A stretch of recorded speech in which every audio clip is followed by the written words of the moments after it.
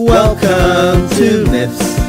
I'm Matt Huss. And I'm Dan Rhodes. Whether you know about Theseus or you're revising your syllabus, If you want tales with a bit of jest, or you just want to hear about incest. What? What? It's really interesting. Welcome to Myths. Welcome to Myths. I feel fine. I like to start with a rock intro. We always start musically, don't we? Okay, Dan, we're not going to start musically this time. Okay, not gonna start We've got to musically. do it. What's the opposite music? Non-musical. Really, really boring, I guess. So we can't do that because we're too talented. Yeah, we can't do that. Maybe do some artistic. Like, should we do how would we do like a theatrical intro? Like do it like a drama. Like, Pretend it we're was the night of the... Yeah. yeah. Okay, maybe you do that, and you do a monologue, and I'll do something. Do What like date is this going to come out? The 8th of July? No, we know that. Yeah. We just did it. So I could do like, it was the 9th of... Yeah, The 8th of July. yeah. Do it. Alright, hit it, Dan. It was the morning of the 8th of July. And whilst others awoke from their weary beds, got their train or their car to work on a solitary commute that they hated, Sorry, it's music. they thought, what could be worse than this awesome commute? I hate my life and I hate my job. How can I survive? I know what I'll do to make it worse. I'll listen to Drunken Comedian podcast by Matt Huss. No one's ever done that. And as they listened to the Drunken Comedian podcast, they thought, oh, actually, this guy's not bad. And then they thought to themselves, I'll listen to another one on the way back home from work. And However, he only releases it monthly. So he decided to flick on what was recommended on iTunes. And what was recommended, Dan? what was recommended was this, the 22nd episode of Myths! Yeah! Woo! High five! Oh, that wasn't a good high five. Woo! Yeah. Oh, that was a good one. Oh, that's spanking a baby. Are we going to be masculine men this episode? Should we be alpha males? We're alpha males this episode, Dan. Yeah! Yeah. Ah, have protein! I once had some broccoli. And some porridge. How are we today? Are we kind of like a married couple where we answer as we now? Like, we went to the park and we had porridge and we're feeling a bit hormonal. Matt, on a scale of 1 to 10, how are you feeling today? Okay, you broke off that train of thought fast, didn't you? You're like, do not want to be associated with that. I'm just trying to create this relationship, Dan. Why are you so hesitant? I guess I put up a barrier, I guess you could say. Well, the whole point of this podcast is me tearing down that barrier. Let me love you, Dan. I'll think about it.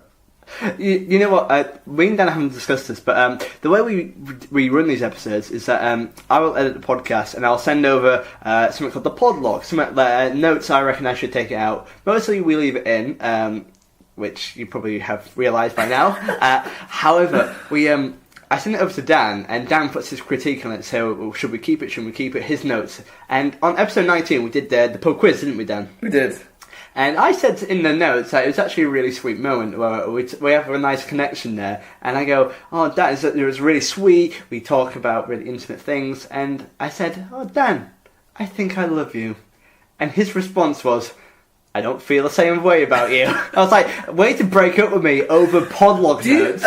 Can I just back myself? I don't know if we don't really discuss the edit notes I send you. Yeah, for good reason, Dan. Because obviously I copy and paste what you've sent, and then I, in red writing, write what I put. Yeah. Have you noticed how hilarious I am in these? Oh, you're hilarious. Have you? I haven't discussed it with you because but you hadn't mentioned how funny it was, and I was this is annoying me. The one the other day we sent where you had written in the edit notes, and this is no surprise to people that you put this. Yeah, I know what you're going to say. Matt wrote in the edit notes quite a long paragraph, and in it at the bottom he said, "I just also FYI."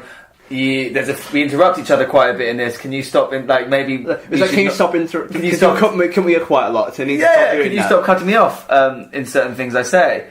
And I in red writing wrote just midway through the paragraph. I don't interrupt you, and I was very proud of myself.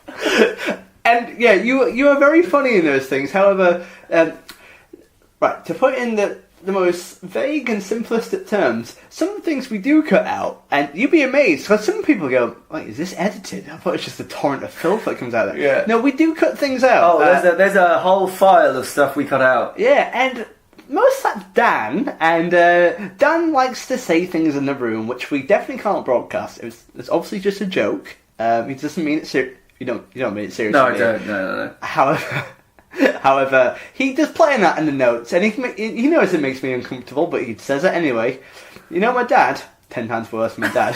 But anyway, how are you, man? I'm good, thank you. Yeah, the sun is shining, and yeah, just ready to do some podcast. Yeah, episode 22. But there is something we want to discuss, isn't there, Matt? Well, Dan, last week you told us about Istanbul. I did. And because you are a jet setter now, you also went on another holiday, didn't you? I did go on another holiday, yes. So tell us about that. Where's it booked to? Me and my friends were going to go to Slovenia for the week. So, you know... Very underrated country, very beautiful. So not Magaluf or anything like that. Slovenia! Slovenia, yeah, we were going to do Lake Bled, the Bugiana. Again, Dan told me he was going to Lake Bled. Lake Bled. That is like the creepiest place you can ever go. I imagine just a lake full of blood, if you know what I mean. It's very pretty though. Lake Bled. Lake Bled. From Nottingham. We're gonna get sued one of these days. Yeah. That's the thing we'll cut out. So yeah, we went to we were on our way to Stansted Airport. Yes. To go to Slovenia on a Monday. That date's important. And it's important because we release our podcast on Monday. Of course. We were like, guys, listen to how funny I am. Yeah, and we went on our way to the airport, and my friend Dan. Yeah, that's right. I also have a good friend also called Dan. Other Dan, you've met him. Oh, is he from Oxford? He is. Well, you've been to Oxford. He lives in Oxford. He's obviously from Essex originally. What was that time you went to see football in Oxford? The worst game of football I've ever seen. I don't think I ever discussed it. Yeah. Tell us again. Bit of our guy. Oh, god damn it. Anyway, we were on our way to the airport, and he got a text to say that the flight was cancelled. Oh shit, man! So there's a bit of drama there. So why was it cancelled? Because of thunderstorms in Slovenia. So they were like, "It's fine. We'll just put you on the next flight." Next flight. This is Monday evening, so we thought, sweet. The next flight is always going to be the next day. Oh, even if flowers. Yeah, they fly like 3 times a day to Ljubljana, so it's not the capital of Slovenia. Geography lesson. So it's not too bad. We'll just wait, and it's not like we had anything planned the next day anyway. Yeah. That was just going to be our free day to walk around the city, so we weren't losing out on anything. And we thought, yeah, that's fine. We'll just get put on the next one. So we asked EasyJet, hey, can we be put on the next flight? They said, yeah, of course. And they came back to us to say that the next available flight was Sunday. So 6 days. Yeah. Like, imagine if you only... you had basically, the day we were going to come back on holiday was the day we were going to fly on holiday. And obviously, we booked a holiday off work, so that wasn't going to happen. Yeah, but that's so considerate as well. I mean, like, hey, our next flight is, at the end of your holiday. It's like, yeah. So what did you do instead? So in the end, we looked at quite a few options, flying into somewhere else, maybe nearby. So you wanted to go somewhere else? Well, we still want to go to Slovenia, so our first port of call was to find an airport other than the Ljubljana that Venice is quite nearby. We could fly into and then just get a car hire. Make our way. So get into Slovenia. Anyway, yeah, make our way into Slovenia from there. Graz airport was nearby in Austria, but unfortunately the logistics weren't quite. The flight times weren't quite there in terms of getting back, and they were quite a bit more expensive than what we'd paid to go to Slovenia. Yeah. So unfortunately that couldn't happen for various reasons. But we were like, okay, it's fine. EasyJet were going to refund us the money. They were very good about that. So we thought, well, we'll just put this money towards another flight. The problem we have then is it's very difficult. We obviously paid ages ago for these Slovenia flights. They were a very good price. It's very difficult to get the same priced flights the day off anywhere in Europe. Like, flights to Europe are cheap, but not, I mean, I do it for a living now. So it's not difficult. So it's not easy. So the only place that was affordable was really Milan. In the end, Milan. I've never been to Milan, but Italy's somewhere I've been a lot, and I really enjoy Italy, so I'm never going to complain. Well, so that flight was from Luton this time. Bit of a bitch to get to, but my dad lives near there, so we thought we could crash at his. Not the end of the world. Yeah. Anyway, so we decided to book a flight to Milan. That then came. This is all happening, by the way. The same night our flights were cancelled. So it's quite early in the morning. We're still trying to decide where to go because we want to go somewhere. We've taken time off holiday. It's frustrating to just be like, well, I guess we don't go anywhere, especially when you've planned all of this Slovenia trip. Yeah. So we found, we got ourselves an Airbnb. We organised the flights and everything. Anyway, so we went to Luton, and we got there. Flight was at 7. Got there in good time. Had some food. Flight was delayed slightly. Oh, didn't really matter though. But everything was good. Everything's good. Yeah. So flight was delayed a bit, but didn't really. What's the sake of an hour delay when you've had all this hassle? Yeah, you've been delayed by a day. yeah, exactly. And now we've had this hassle of having to rebook a whole holiday. And then it got delayed another hour. Then it got delayed like another hour. Then it just kept getting delayed until eventually it was midnight. Oh my god! And we were meant to have left by 7. So now we were thinking, oh god, like we're going to end up getting. I'd already messaged the Airbnb man to say, FYI, we're going to be getting there quite late. I don't know logistically how that works. Because he was going to come and collect us. So oh wow. And basically, long story short, also got cancelled. So I didn't go anywhere in the end. You had 2 flights cancelled on you? 2 flights cancelled on me, yeah. You work for... To different places from different airports. Oh my god. You are not good luck, Also, that Milan flight was the only flight cancelled that day, that whole day. Oh my god. The whole day. So why was it cancelled? I think it was something to do with the weather in Milan again. So the weather in Slovenia fucked us over, and then the weather in Milan fucked... I mean, they are close to each other, Milan and Italy, but like... Anyway, yeah. Dan, Greek myths. Last week we did Oedipus, and a plague followed him around whenever he did something bad. It's the same with you. It's like, have you done something negative in which every flight you go to and book on is cancelled? Maybe yes. Yeah. I mean, this is actually. I've done a lot of travelling, and this was the first time this ever happened to me. So I must say that. To be fair, it's not like a huge. Yeah. But are you going to rebook to go elsewhere? Well. I'd like to go various places at the end of the year, maybe. Maybe with your good friend Matt Hoss? Yeah. Or maybe other people. Probably other people. Wow. Well, me and you have talked before. Now, this is maybe a bit ahead of our time in terms of our relationship.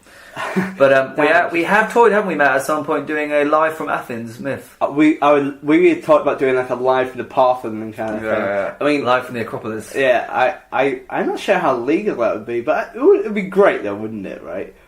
Or failing that, live from Peterborough Services. Well, one of the two. They're both as extreme and grand. Yeah, so unfortunately it's a bit frustrating, really. I haven't gone anywhere. Because travel insurance will give me the money back, but it doesn't really account for the fact that it's you annoying. haven't gone anywhere. What did you do instead? I went to Bath in the end. Woo! Bath's very nice, actually. Did you go to Comedia in Bath? No, I didn't. Oh, I haven't played there. They haven't booked me. Is it like a good comedy club? Comedy club, yeah.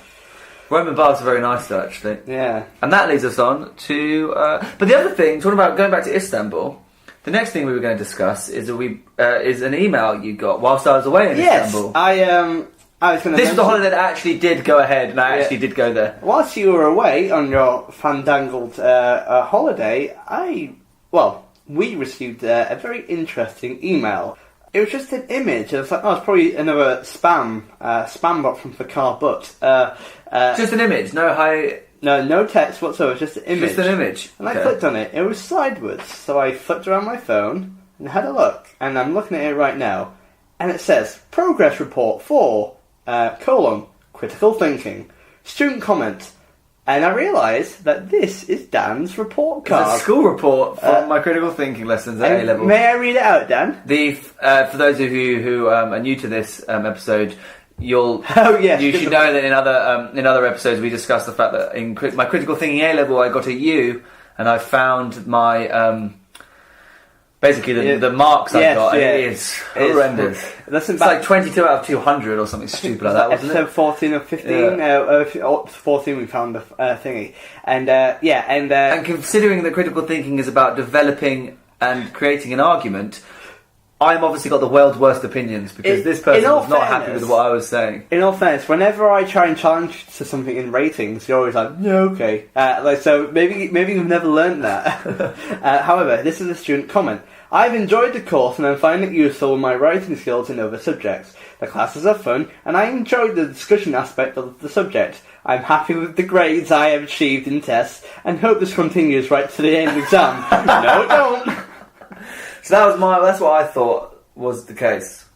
Because I always alluded to this. I did well in the mocks. So it says current grade D, target grade D, and... the critical thinking is quite like, no one does well in it anyway, but no one does worse than a year. Yeah. However, I thought, well, that's an odd thing to receive. Who would have a copy of my school report? Because I thought it was either a stalker or a parent. And I got this email... Wait, is there not a teacher's comment on that as well? There is, let me read out. Yeah, what does the teacher say? I just want to back myself here. What does the teacher say? Eileen? Yes, Eileen says, Dan is a stupid cunt who's going to get a U. So, he says... I'm so sorry. What did Eileen say? Go on. Says, Daniel has an excellent attendance record. You know that's not a good start. Yeah, I turn up. Thank you very much. You turn up, but don't do anything there. And is focused and engaged in class most of the time.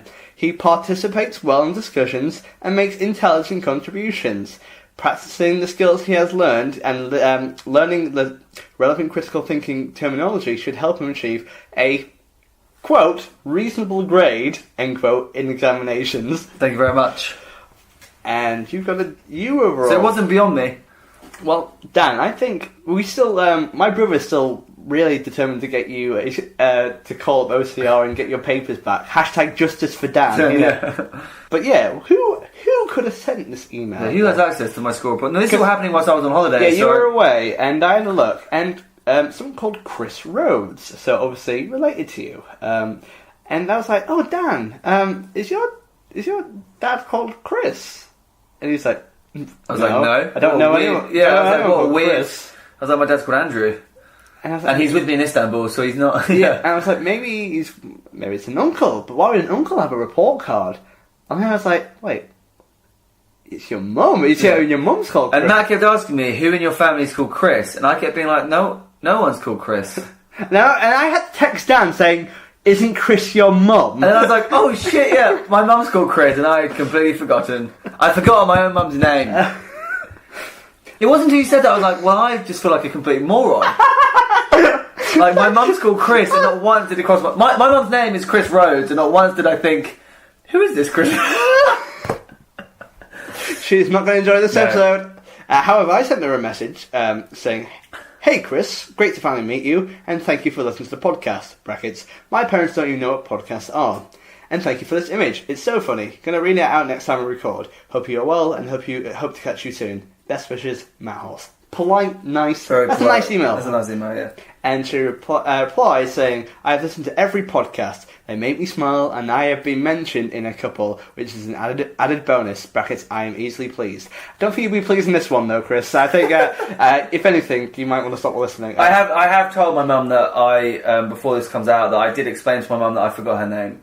How did she react? She was like, well, she just thought I was an idiot. Well, not wrong. You get a you, mate. Yeah. There's more to that email, but I'll leave that a secret for the time being. So yeah, that was an email. Oh, I've got a message, sorry. She recently... there's one... Well, I did tell you the other... There is one criticism she had of that email thread. Oh, so she actually mentioned an email to you? She did mention the email. Okay, I didn't know this. And she said that you worded something incorrectly. Oh. Because apparently in that email, you just said it then, you said, hi Chris, nice to finally meet you. Yeah. And my mum just wanted to let you know that you haven't met her. So can you not pretend that you have, please? Well, is that true? Yeah. She's like, can you tell Matt that he said... You tell Matt, please, that he said in his email, nice to finally meet you. He hasn't met me via email. Well... She's a detective, Matt. She's very hot on this sort of thing. She doesn't want anything to be misconstrued. Well, I was just trying to be pleasant and friendly. But she actually, literally yesterday, sent me a... Well, actually, I'll tell you what, you read that and then I'm going to scroll up for you. What does that say that she's messaged me here? Oh, it's just via text, the bottom one. Found this book on bookshelf. Thought you could show Matt. That will make him smile. Now, what do you think this book is, Matt? That my mum has found on the bookshelf that she thinks I should show you to make you laugh. I'm not sure. Is it something we talked about before? Maybe. I don't know. What do you think? What kind of book do you think I could have that you could be like, that is the most damn book I've ever seen? The Kama Sutra? Now, Matt, what do I do? What do I do for a living? What do I enjoy doing as a pastime? You go on holidays. I go on holiday. I travel. Okay, Yeah. I travel. So I enjoy the world and Yes. travel. What else do I enjoy, Matt? That we've alluded to a lot in this podcast. We've had to edit that out, Dan. Yeah. I'm not myths. No, I enjoy a food substance that I eat a lot of. Weetabix Weetabix. So I like Weetabix and traveling. and travelling. My friend as well. That is Weetabix World Atlas. Yeah, that is the world's most downloaded book. The Weetabix World Atlas. Is that a World Atlas? Very 90s, that, isn't it? Is that a World Atlas sponsored by Weetabix, or is it a Weetabix World Atlas? So Weetabix you can find all over the world. You know, McDonald's have different kind of stuff they sell. Like, No, it's Weetabix published a World Atlas. why? I don't know, and I think you could win them in their box of Weetabixes years and years and years ago, late Is that why- late 90s, early 2000s. Is that why you had them? Because you bought so many of And them. I won one because I ate so many. I won. That is the most Dan Rhodes thing Yeah. I've ever seen. I'm interested in the world and I'm interested in Weetabix, so I just thought you'd find that funny. Oh my 'cause god! Can you find? When next time you go home, I'll can you try and bring it with me. Yeah, it's at home. Yeah. Oh my god! Well, we do a lot of advertising for Weetabix on this podcast. I do. Anyway, But I knew, she was right. I knew you'd enjoy that. wow. Well, thank you, Chris. It's great to finally meet you. My favourite thing about that is that I've used incorrect terminology, which is exactly what you did in the teacher's comments. Said you use incorrect terminology. Yeah. So we're very similar. Dan. We are very similar. Anyway, let's crack on with this myth.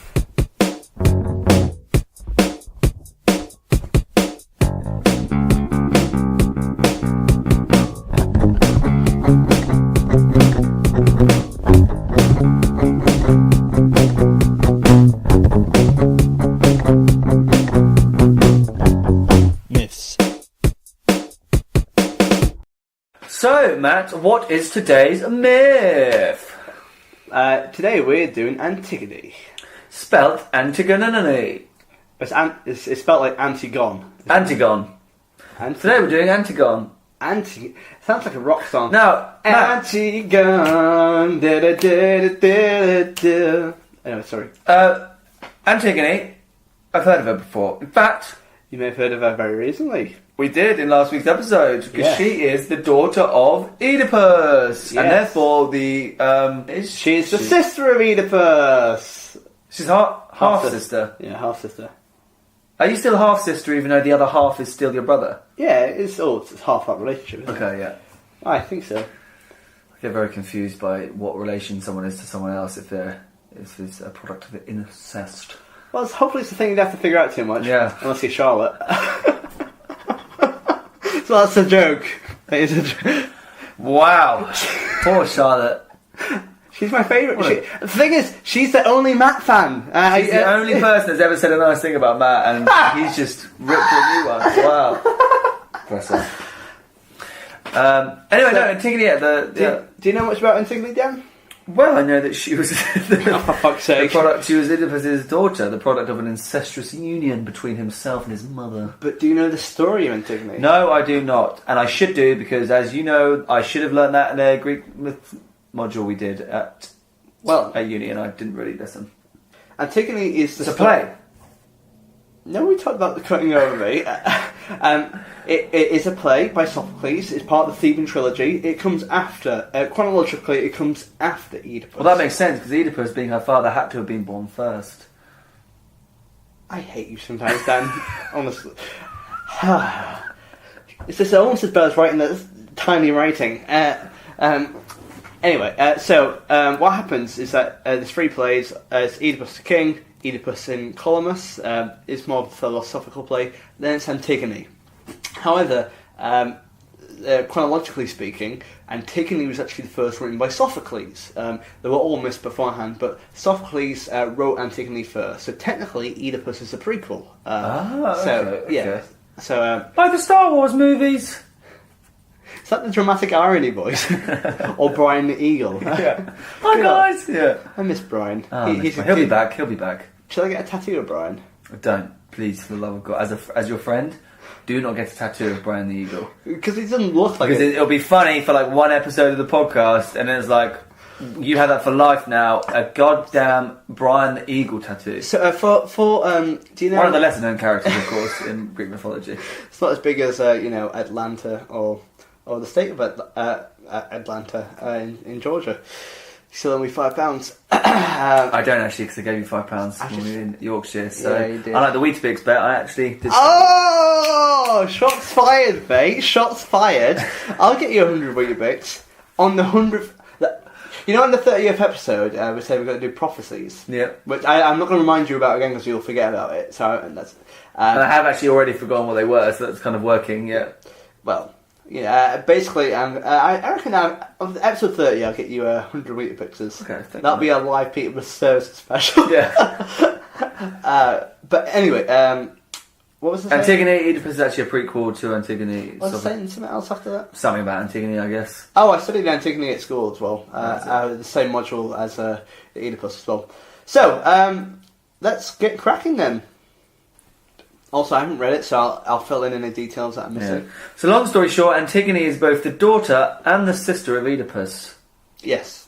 And she, importantly, I'm thinking about to cover this in a sec, she also has, she has a sister called Ismene, and also her siblings are Eteocles and Polynices. Polynices. They're going to come up in a minute. Yes. Take it away. So long story short, let's just do a recap because it does lead on from the last episode. Oedipus found out that squared up his mum. Found out that. Yes. So very romantically put there by Matt. You said I got a romantic colour. Yeah. That's what I put in that poem for that girl in Squirted up his mum. Got his mum up the duff, and then realised and gouged. She hung himself, and then he gouged his own eyes out and exiled himself. And exiled himself from Thebes. So when Oedipus left the kingdom of Thebes, When Oedipus left the kingdom of Thebes, the kingdom was entrusted to Creon, as Oedipus' sons were too young to ascend to the rule. Okay, that makes sense. Yes, who he's reading. Later, the brothers started fighting over who will rule Thebes. Being the older brother, Polynices believed that he had the birthright, but Eteocles ousted him. Polynices, with an army, invaded Thebes, and in that battle, both the brothers died. So basically, both brothers have got a... It's mine, no, it's mine, no, Yes. it's mine, no, it's mine, So no, it's quite mine, no, Game it's of mine. Thronesy kind of Let's thing. have a battle, oh, we're both dead. Yeah, so it's quite Game of Thronesy, and we referred to this in episode 18 with Tiresias, is that Tiresias actually helped, he tried to be the peacemaker in this, because it was the War of Thebes, and basically it was like a civil war, and Tiresias was one of the few people to actually be the peacemaker in all that as well. However, what happened to them then? Well, Creon declared after they both died in the battle that Eteocles would be honoured with burial. So they both died? They both died in the battle, yeah. Yeah. Eteocles would be honoured with a burial since he'd been the one that fought for Thebes, whereas Polynices was obviously kind of the naughty one. So they didn't want him to have burial rights. Well, I would have thought it'd be the other way around. If it was technically his birthright and Eteocles rebelled with an army, shouldn't it be Polynices that? No, Polynices was the one that got the army to be like, I see. If you don't want me to be king, I'll make myself king. Okay, so I think that's where everyone came from. That. So then Eteocles is in the right then. Yes, yeah. Antigone tried to secure a respectful burial for her brothers. So Eteocles has been buried. He's got a proper burial. He's got a proper burial. Polynices, he's left out in the desert. Yeah. And that's an awful sin against the gods. Funeral rites is a big thing for the Greeks. It's the royalty. So. And we'll talk about this more. However, this is the start of the law of the gods versus the law of man, and this is kind of the discussion of this play. Antigone tried to secure a respectful burial for her brother Polynices, even though he was seen as a traitor to Thebes. Their sister, Ismene, opposed her, saying women cannot fight with men, as they are much stronger. But Antigone was not afraid of death, and believed she would die with nobility. So Antigone, against the advice of her sister, wants to bury him, even though she knows Creon, he is now again the king. He will kill her if anyone goes out to bury Polynices. So she's just trying to be a good sister. Yes, and she wants to do it. She wants to be pious and do right by the gods. However, Creon says the Law of Man, he says, if you go out there and bury him, I will kill you. And do you remember how Creon was in Oedipus? We didn't talk about him much, but Oedipus, I mentioned that he was a good person, wasn't he? He was nice and loved. However, since being the king, it's a harder job. And he's having to be more tough. Miserable. And he actually becomes a bit more like Oedipus. Not banging his... But he's less... in the play, Oedipus is really kind of snarly and kind of... He's not miserable, but he loses patience quickly. And this is like Creon now. Yeah. And Creon's turned into that kind of miserable king figure as well. Yeah. So in the play, Creon and Antigone fight and discuss this lawing because she wants to bury Polynices. Creon does not want that to happen. Yeah. He's a traitor. He'll die a traitor. Antigone quarrels with Creon, and she mentions that it's supposed to be that the love of the gods to bury him, as opposed to she shouldn't be bitter about it.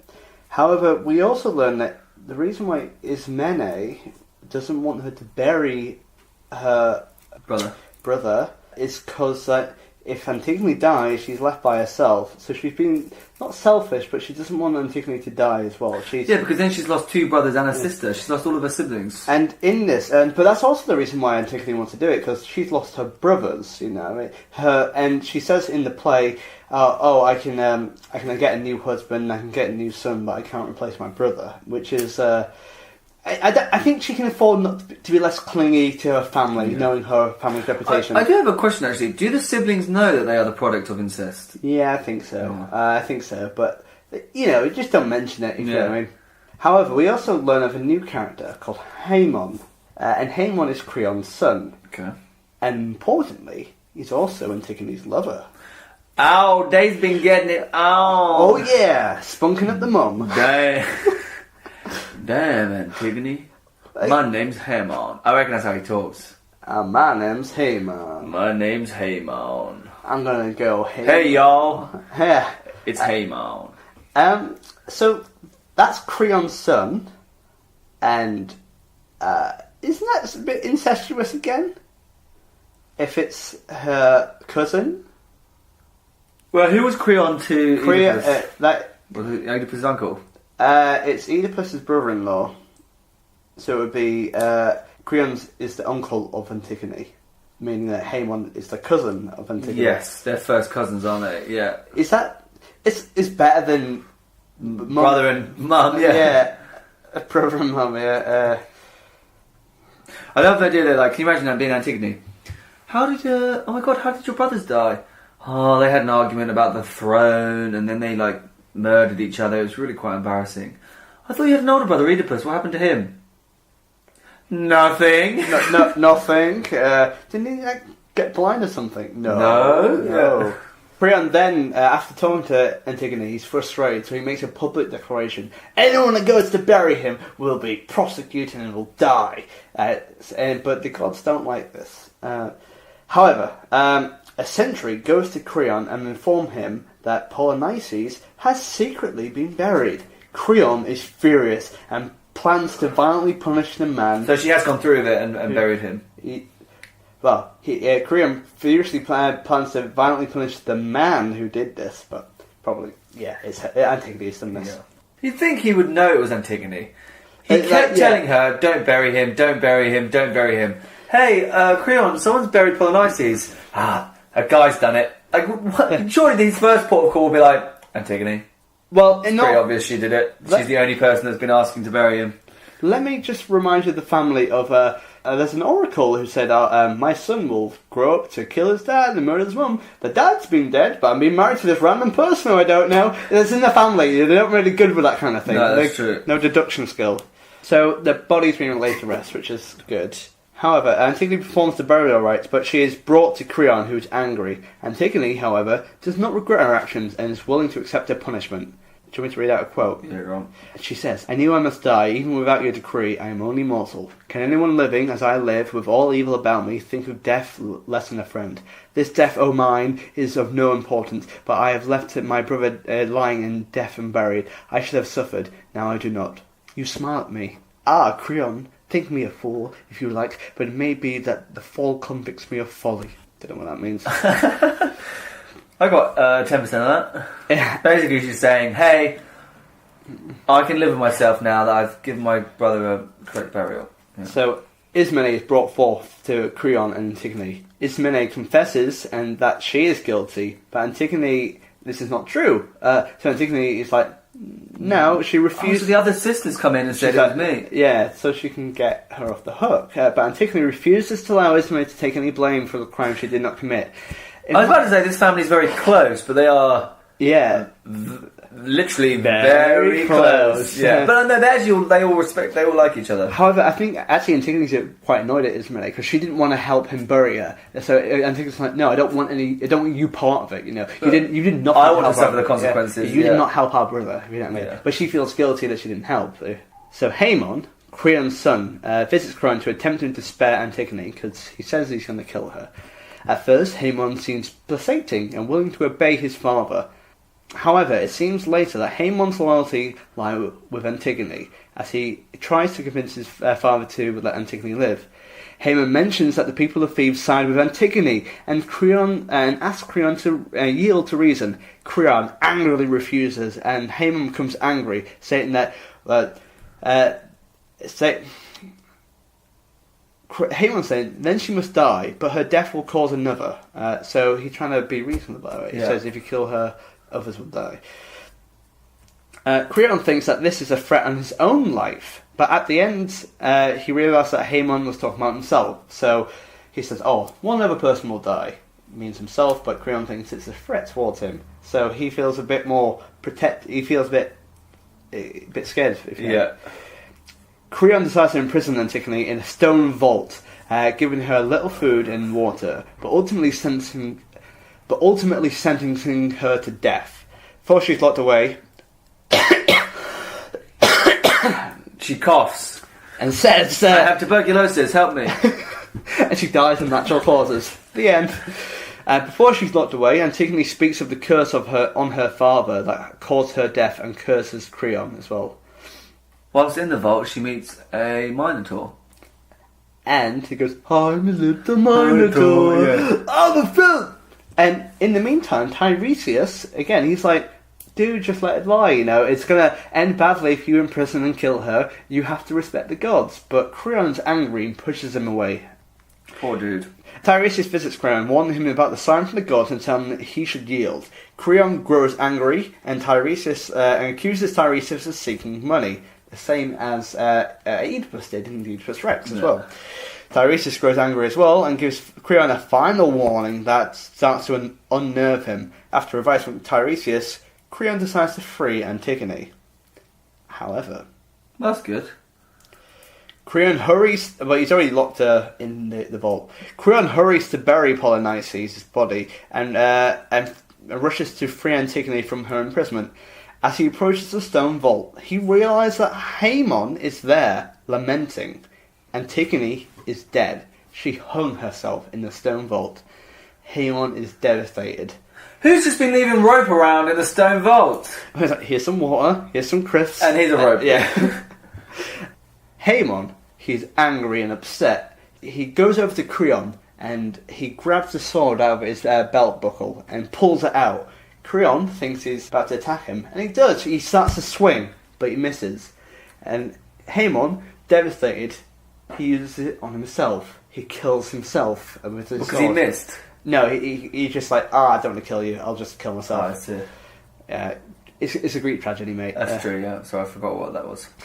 Eurydice, Haemon's mother and Creon's wife, hears the news of her son's death. And she kills herself, cursing Creon before she dies. People love to just like a good old suicide, don't they? Yeah. Creon feels guilty and wishes to die, but he doesn't do that. What he does, and this is a quote from the play, he just sits in a darkened room and thinks about life, and that's. That got very philosophical. So yeah, he's just kind of it seems like he just dies in that room, but he just sits in a darkened room and to feel guilt and remorse. And Tiresias at the end says, "There is no happiness where there is no wisdom but in submission to the gods. Big words are always punished, and proud men in old age learn to be wise." Thanks for listening to this myth. Hey there, my name is Matt Huss, and in this link I have an American accent, and I advocate the safe use of missed podcasts. In small doses. Okay, so that was Antigone. Some big stuff there. It's quite a lot more philosophical. It's very deep, isn't it? Lots of thought-provoking stuff. And it's more to do with, again, law of God versus law of man. Is the right to be pious as well, and funeral rights as well. So what do you think about it, Dan? It was good. I think the overriding arc of like family, friendship, the love for one, like got each other's backs. I quite like that. Yeah. I mean, obviously the two brothers didn't because they went to battle. yeah. Not a great point. Yeah. But I think it's kind of that's a big one messed up family, isn't it? It is very messed up family. They're all cousins and uncles and brothers, sisters. I do find it weird that she's attracted to her cousin. It's like, come on, mate. Although back in the day, didn't they? First cousins was like just a done thing, wasn't it? Like it wasn't seen as that odd. It's odd now. My first kiss was from my cousin. See, you say things like that, and everyone else said, mate, I know you too well to know that's probably true, isn't it? Right. Please, you're going to have to explain yourself. You can't just say your first kiss was your cousin and you just let that slide. Alright, so, it's with a girl called Madison. Who's your cousin? I'm distantly related to her. In all fairness... Not a first cousin? No, it's not first cousin. It's like... It's one of those like family members that you haven't... it's the only first time I met her was at a wedding. My cousin's sister. Still your cousin, man. Yeah. My cousin's cousin. Myself. Who's my brother? He's my second guess. Right, it's actually a fun story because what had happened is that I was at a wedding, right? It was a really fancy do on as well, and it was me and my family were proper like working class in suits. We looked like kind of like black bin bags, but like dressed up, if you know what I mean. Just kind of like we look very natural to be there, if you know what I mean. But we went there, and it's the first time I got drunk in front of my family. I was like 16 or something like that, and it was really kind of weird. And I got drunk, and we were dancing, and there was this girl called Madison who was quite attractive. I just started chatting to her. I asked her to dance. It was quite cool. We talked under the trees, and then later in the night, I didn't know who she was, by the way. Well, I went in for a kiss. She was a bit hesitant, but we kissed, and it was really nice. But then my mum comes up and she goes, "Oh, Matt, it's good to see that you're getting to know your second cousin a little bit better." And I was like, "Well, she didn't tell me about that. Why didn't she mention that, you know?" Well, maybe we had a lot in common, like DNA.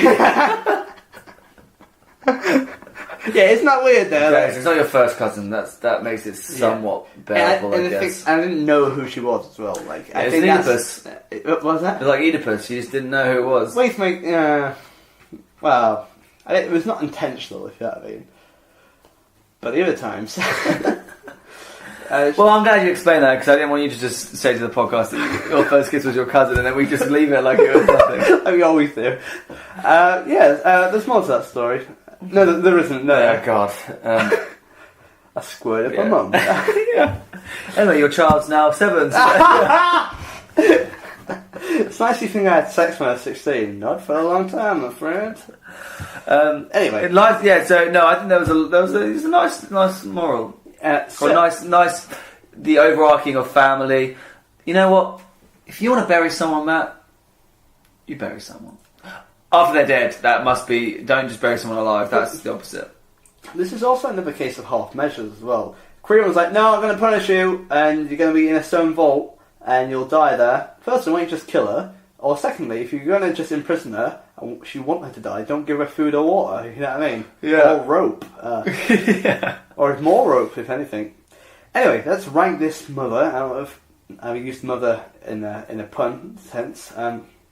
Incest and stuff. I made a joke in the last episode, Oedipus, where I said, I made a joke that he was a motherfucker, and you didn't even acknowledge it. Oh, no, I did. Well, I noticed it, Dan. I thought it was funny, but sometimes, you know, we both make jokes which are funny, which I'm sure the listener will laugh heartily at, but I just didn't laugh at it. I'm sorry, Dan. It's okay. Dan, are you going to write this one normally? I'll write this one normally, I promise. Right. So, Antigone, life skills, practical things we learned. So, what did we learn, Dan? We learned that we learned how to hang yourself in a vault. We learned how to bury our brother. We learned how to bury our brother. We learned to take the blame for taking your brother, even if you didn't actually bury him. Yeah. We learned how to steal the limelight from your sister. Yeah. Yeah, girl. We learned how to lament the gods. We learned how to steal a sword and then kill myself with it. Yeah. Learned to. I wouldn't say it's hard. Put it that way. No, I don't think it's mega high. I think we learned how to betray the gods, but that's more of a moral, I guess. Should we say about a 5-ish? I was going to say a 4. I think you've got to compare these to other myths we've had. In comparison, other ones have always had like, oh, we learn how to do this, and we learn how to do this. And this has just been like, oh, I learned how to hang myself and stab myself. Like, it's not huge. Yeah, I think 4. Morals. I think it should be quite high. Like I say, it's about family. I mean, forget all the fact that they're all related. We'll put that to one side. The fact is that they all stood up for each other, and they. Yeah. I guess it's about caring for your brothers and sisters and family as well. Learn that you should respect the dead. You should be willing to listen to the words of wise men like Tiresias. You should be. You should put the law of man. You should, respect the gods. That's what it ultimately is. It's about being pious and respecting fellow man as well. Yes. Because Creon is letting his power dictate his, and that's what costs him his family really. We learned that if so, you are right. Yeah, the overarching moral is a big one, which is that just don't get ahead of yourself. Don't be greedy. Respect others. It's about being humble. Yeah. It's about learning to respect, I guess. Or else it will cost you your family. Also learn that if one of your family members dies, just kill yourself, and that makes the problem way worse. Yeah. 6. Anything else we want to add? Anything else we missed? I think a 6 is fair. I think a 6 is fair. It's got a good overarching moral, but it's not massive. Is it the same as Oedipus? Yes, it is. Okay, yeah. Which I guess makes sense, because it's still the same themes. Family, but it's betrayal, it's accidental prophecies. Yeah, it has that kind of arc to it.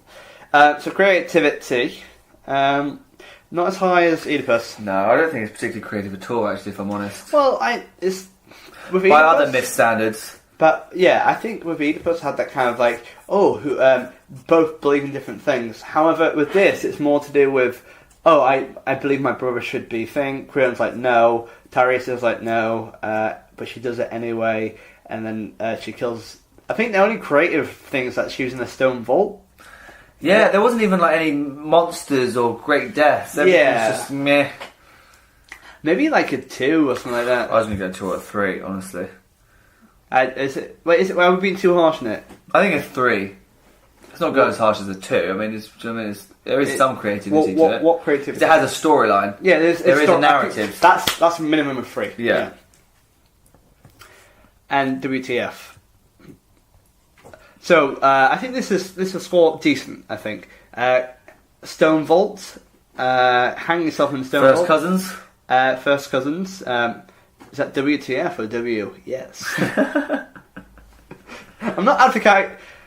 But increasingly, it sounds like you're advocating the love of 2 cousins. Do you know who my first kiss was? It was with my cousin. My cousin was Charlotte. Sorry, Charlotte. So the murder of Hymen, the suicide of Hymen. Haman. Sorry, what did I say? You said a Hymen. The murder of Hymen. That's what I did with Madison afterwards. No. For the record, Matt is saying he broke his own cousin's hymen.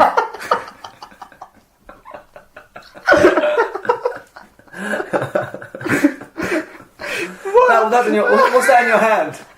Madison's hymen. What do you think a hymen is? It's a bit of plastic that stays up there. It's not a fucking Jaffa cake, mate. You was if it was a Jaffa cake. No, it's not. I actually don't know the science behind it. I assume it's a piece of skin or a piece of cells or something. What actually is it? We aren't the guys to discuss it. If anyone can email us at me, Chris, send us another picture. Yeah, because I would. Sorry, too much. Not like that. I just meant like a biological. Yeah. Can someone tell us? I'm pretty sure it's a piece of skin which is broken upon a sexual intercourse. Yes. Wow, we have gone off track today, haven't we? Anyway, Haman, the guy who's in love with Antigone. Haman the Hyman broke himself. Yeah, so Haman, he murdered himself. Eurydice murdered herself as well. And Creon sits in a darkened room as well. Yes. That's 3 consecutive messed up things. And also, there's no ruler to look after Thebes anymore. I guess Ismene is probably the only one left. Yeah. But they probably want that lady rule as well. So I love the idea in that court when they were like, "Do you, Antigone, do you plead guilty to burying your brother?" And she's like, door swings open. I did it! Oh, fucking hell, Ismene. Yeah. You had one job to shut up. Shut up and put up. She's obviously an attention seeker, is Ismene as well. However, I think maybe like a 5 or a 6. I think 6, maybe. But what else happened? Well, I guess not burying someone's kind of a bit messed up, but also the war as well. I was going to say, that's pretty messed up. These 2 brothers just couldn't settle their arguments. They just got a massive battle to happen. Yeah. Didn't think about anyone else. Like most wars, Dan. Like most wars. And it's weird how people sided. Some people sided with Some people say... Polynices because they were like, well, to be fair, he was born first. And others have sided with Heracles who were like, actually, to be fair to him, he was nice about it. And may I just say that there's probably a lot of refugees there, and we welcome refugees on this podcast. Not on the podcast. I mean, like, you're welcome to the country. Yeah. You can come on for a guest slot if you want. I just want to make up from last time. Yeah. Dan slandered me. Also, practice safe sex. Also, yeah. Are we going for 5 or 6? I'm tempted to go 5. 5. Yeah. There we have it. 4 for life skills, 6 for morals, 3 for creativity. That's not 5 for. I can already tell this is 18. Low scoring. 4 add 6 is 10. Add a 3 is 13. Add a 5 is 18. As I just said, 18. Wow, with Oedipus was 31. That's a massive drop, isn't it? But then again, as I say, it's... Oh, you're such a fucking prick. He's done small handwriting again. He's done 18 in the small... Oh, honestly, it just gets my skin out, man. Stop it. That's not even a particularly legible 18, is it? I'll make it a bit bigger. No, it's just a smudge. Oh, it's a smudge. Why do people listen to this, Dan? Anyway, so that was 18, yeah. I think it got not a huge scoring one. It was a bit more. It was too. Unfortunately, we've come to. Sometimes we have too good a myths like Oedipus, Hercules. They're like myths. They've got monsters and death and love and it's just so much going on and complicated narratives and interchange of relationships and heroes. And a lot of them are heroes. They're flawed in one way or another. Yeah. I wouldn't say any of these characters. They were too normal almost. Well, then again, I think Creon is also supposed to be that kind of misanthropic king figure, if you know what I mean. Yeah. He wants to abuse that power he has. And however, Antigone, I guess there's not a lot happening. It's quite a lot of stock characters, I guess. But then again, Antigone does seem quite resourceful, if you know what I mean. However, I think in the play setting it'll be interesting. However, just looking at the bare bones of the summary and the myths, I think the plot line. I don't think it. If Antigone was like a soap opera, it would be on at like 12 in the afternoon, Monday to Thursday. Imagine that, just kind of like cheery ukulele music. It'd be like that. You know that documentary? Not documentary. You know that opera that is always on if you ever stay at home when you're ill. Doctors. Yeah, Doctors. Yeah, my friend was in Doctors. That's like what Antigone is. Yeah. Have you ever met anyone who follows Doctors, watches it regularly? Yeah, unemployed people. Is it like that would be an Antigone. I think it's like just normal people. I think that's too hot. I think Antigone is a good play though. I think, especially after it is a good part of the. I'm sure it's a very good play, and it's an important myth. But I think in terms of your Oedipuses and your Herculeses and your Prometheus, you know what I mean? There's not a huge lot, but it was worth knowing because it helps us with a lot of family members in the arc of Oedipus. Yeah. All right. Well, thank you for listening to episode 22. I hope you've had a nice time. We've had 2 very incestuous podcasts in the last 2 weeks. Has it inspired you to be incestuous, Dan? No. That's a big question mark on the end of there. Well, I do have a wedding with Matt's cousin next week, so that's it. What if you got married to that girl? Matt, I feel like if we were friends, I feel like Oh, so if we were friends, we are friends. I feel like because we're friends, I feel like we have a friendship that is such that if I was to meet any of your female cousins, I would feel like it were incest too. Because I feel like we're brothers, and I feel like That is really sweet. Thanks, man. If we're brothers, that means if we make out, is it wrong? no, we know deep down we're not brothers. Let's end the podcast by making out. Bye, Chris Rhodes. Yeah, Mum, if you're listening, hi. We never really do shout outs to her. She does listen to every episode, to be fair. So no, honestly, thank you. I really appreciate you listening. It's finally great to meet you. And it's funny because I actually have met your mum. Oh, I thought you meant life. I've met my mum. Yeah, I met my mum. My mum is a delight. She has not listened to the podcast, and to be honest, and she should be horrified to the things I say in it. So don't listen to it, Mum. That's why I'm actually really being very serious. I'm honestly really touched that your parents, your mum listens to it. It's really sweet. At least you have a mum that cares. Yeah. Well, I think it's because my mum doesn't find me particularly funny. So, Well, so's mine. Yeah, so she's just searching forever because people keep telling her who I am. So I think she just is using it as a reason. Right, episode 22. Let's find out. Let's see. Well, Here's hoping this one's actually good. Yeah. well, let's hope for 23, Dan. Maybe episode 23 you'll finally get there. But no, Matt, would you like to do some social? How do people get in contact with us if they do want to email her in, like Charlotte, like last week, and like my mum? So I've the first way you can get in contact with us is go to your nearest window, open it up, shout loudly in the street, "Dan, Ma, I've got a myth for you." If we're not in the vicinity, we won't hear that. No, we so won't. alternatively, go to a computer, type into the old computer. If I now hear that walking down the street, I'm going to be very impressed. Or, I tell you what, if you actually do see me and Dan around, just go, "Welcome to Myths." Do that to us, alright? Yeah. I'll go, "Shouldn't you be at Peterborough Services? What are you doing? Making out with your cousin again?" Those kind of jokes, Yeah. I'll be like, this guy knows. Practice safe sex. Is that Brian the Eagle? Just any reference, really. Any reference. Oh, remind me, before do follow us on social media, at Myth Podcast and on Twitter and Facebook. Also, please email us at mythpodcast@gmail.com. Give us how many stars on iTunes, Dan? 5. And please leave a review. Thank you for leaving a review if you have done already. They really help and we appreciate it. Before we go, just to let you know, I'm doing Edinburgh Fringe this year, Dan. Go on then. What was that? Plug away. I was gonna. Well, you seem very thrilled about me. Then again, I bet it's comedy.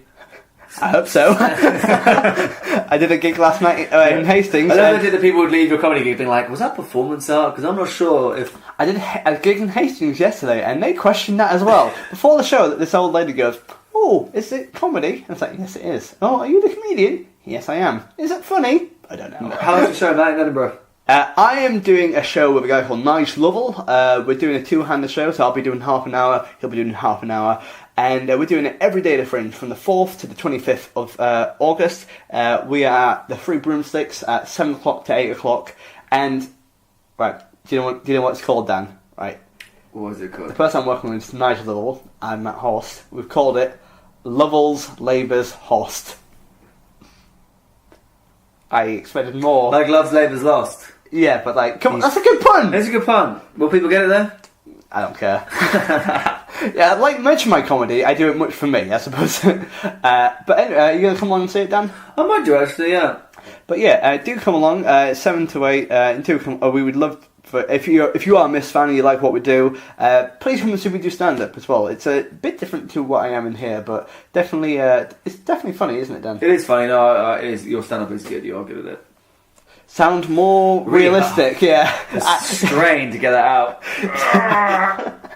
He's actually quite good. Oh, man. Oh, it's well, maybe by episode 23 I can make them laugh as well. But Yeah. But yeah, thank you for listening, guys. Do come up to Edinburgh, and we'll see you next week. That's how this works.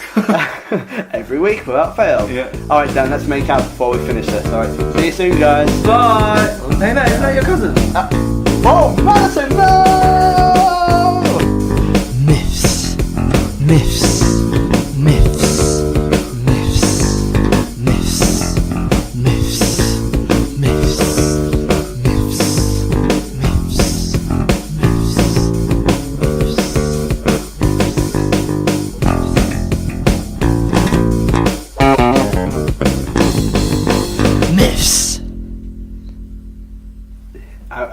to because it's something I'm going to edit out.